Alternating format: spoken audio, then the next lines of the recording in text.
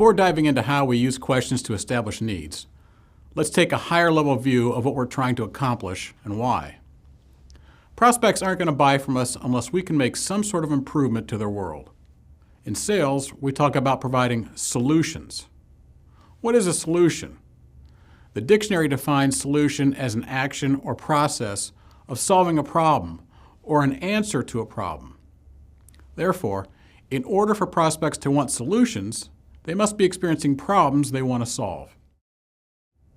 Our job as salespeople is to identify those problems and, if they don't already know, help the prospects understand why those problems need to be solved. As we talk about problems, it's important to understand the difference between a problem and a symptom of the problem. For example, think about the last time you had a cold.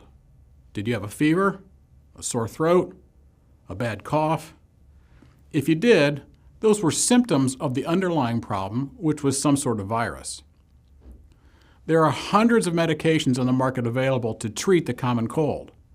However, none of those medications actually fix the problem, which would amount to killing the cold virus.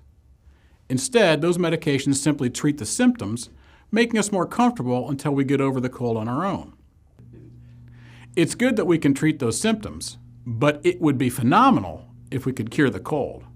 After all, if you cure the cold, you no longer need to treat the symptoms. They just go away. Our customers don't want their symptoms treated. They want their problems solved so their symptoms no longer exist. Unfortunately, we typically speak in terms of symptoms and not underlying problems. For example, prospects may say things like, "Our problem is we spend too much money on overtime," or "Our problem is our Wi-Fi is too slow," or "Our sales have been down for the last 3 quarters," or "Our turnover is too high." None of those are problems. They are symptoms of underlying problems yet to be brought to the surface. As solution providers, we can't fix symptoms like Wi-Fi is too slow. We fix problems like the router isn't powerful enough to handle the Wi-Fi traffic. So here, in a nutshell, is what we need to do to accomplish the established needs stage. We need to identify the thing we can fix. That means separating the symptoms from the underlying problem. We need to establish significant consequences of not fixing the problem. These are usually tied to the symptoms the prospect might already be experiencing. If possible, we need the prospect to put a dollar value on those consequences. Doing so makes it easier to show value gain when compared to the price of the solution. We need to establish the value the buyer will realize if and when the problem is fixed. If we can accomplish those things, we have a better chance of gaining the prospect's business. And here's why. During the established needs stage, we gain the prospect's agreement that he or she is experiencing a problem that is causing a significant negative consequence.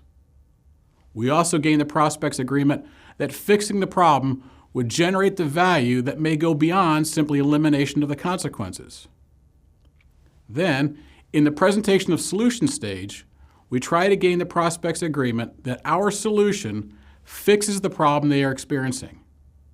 If they agree our solution fixes the problem, then they are, by extension, agreeing that once the solution is implemented, the negative consequences go away and the value gained from fixing the problem comes into play. If we can accomplish that, we stand a much greater chance of earning the prospect's business.